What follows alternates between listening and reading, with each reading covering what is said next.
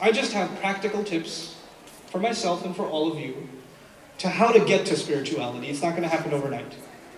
How do we start having genuine spiritual experiences and really reviving our faith through these genuine spiritual experiences and make them a more common occurrence than they are right now?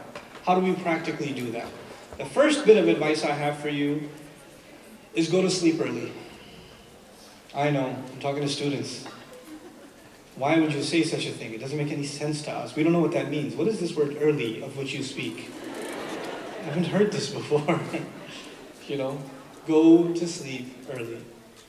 Because going to sleep early means you'll wake up early. And waking up early means you'll be fresh for Fajr. The first prayer of the morning determines the spiritual health of the rest of your day. If your Fajr is not intact, your entire day is not intact. Forget it. You're going to have a lousy day. You need to start your day with a beautiful, direct conversation with Allah. And Fajr has a specific importance from a spiritual perspective. Not only that Allah Azza wa Jal tells us in the Quran, Inna Quran al-Fajri kana mashhuda, that the Quran recited at Fajr, the Quran of Fajr will actually be witnessed, has been witnessed. And ulama have debated and talked about the word mashhud, and how it even suggests that Allah Himself is special witness to you getting up in the morning and praying to Him and talking to Him. But Fajr is a time when most of the world is asleep. So you're not distracted. Nobody's sending you text messages at Fajr. Nobody's sending you an email. There's nothing to do with your device. It's just you and Allah.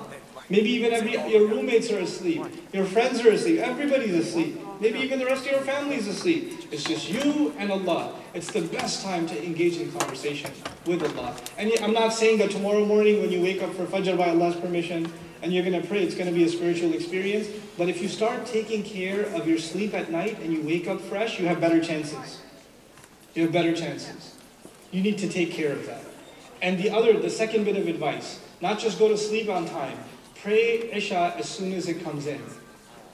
I shall say that again. Pray Isha when? You'll say it for me now. As soon as it comes in. Don't wait for it. Oh, it just came in at 7:30. I got time. 9 o'clock, I got time. 10:30, I got time. 11 o'clock, I got time. 12, let me just sleep a little bit. I'll wake up and pray. Extra late Fajr special session. Right? Extra late Isha. Don't do that to Isha.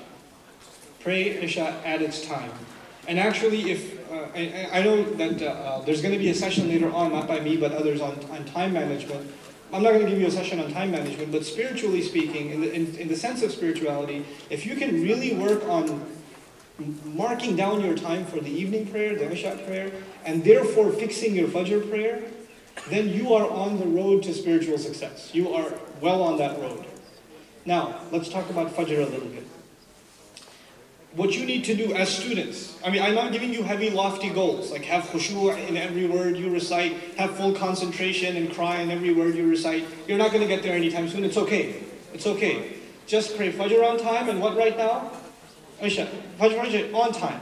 And for brothers, if you can pray in Jama'ah, it is so much better for you. It is so, and you will feel the experience and you'll feel the difference in your day if you can make it to the masjid for Fajr. You will feel the difference. It'll affect the way you study. It's going to affect the way you carry out your day. You're going to have more, everything you do will have more blessings in it, and you will notice it. There's going to be a positivity to everything you do. It's textured by that Fajr prayer. Now, the thing you want to do little by little, your minds are fresh right now, and I know you don't think so, but you have a lot of free time. You have an insane amount of free time. And if you don't believe me, you will after you graduate and start working. And you will look back and say, man, I had a lot of free time. Now you waste a lot of that time. But I'm saying if you can dedicate some of that time to memorization. Memorization. Now specifically, there's two things I would like you to consider memorizing. One, I want you to start memorizing select surahs from the Quran. Just short ones, easy ones to memorize. You can pick ones from Juz Amma. It's okay. If you don't know any surahs, you don't have to tell anybody about that. Just start memorizing little by little by little on your own. Even if it takes you 6 months to do one page, it's okay. It's you, just between you and Allah. That's it. You love Him so much, you want to memorize some of what He has to say. That's all this is, right? Now, just as an added resource on my institution's website, on bayina.com, there are podcasts for every surah of Juz Amma. For the 30th section of the Quran, for every surah, every chapter in there, there's a detailed lecture study of it. Memorize it, then listen to the lecture. And if there are other teachers, other scholars, other videos out there that are describing those surahs, listen to that. Why? Because now what you've memorized, even if you don't know Arabic, if you've memorized it and you've heard a detailed explanation of it, you don't just have a parrot-like relationship with these words, you know something about the depth, the wisdom, and the guidance in these words. So you have a real relationship with these words, and that's my motivation for putting the podcast up is that, for Juz Amma particularly. Because most people will memorize something from that, at least they have something that they can listen to and say, okay, that's what this is talking about. Now what happens is when you recite the surah, if you can't even concentrate, at least you try to remember what was said about the surah or something, it's more concentration than you had before. It's more than what you had before. At least now, when you're standing there and praying, and you're looking down at that really creative musalla rug that you bought, you're not wondering about this one going, this turny thingy going that way, and this one going 3, but this one's 4. Why is that? It's asymmetrical, and and while you're in sajda, you're trying to fix it, and so at least you're not doing that. So I say 80% of your memorization efforts should go towards Quran. 80%. I'm just throwing a number out there, okay? And 20% of your memorization efforts, here goes, should go towards memorizing special prayers, special du'as.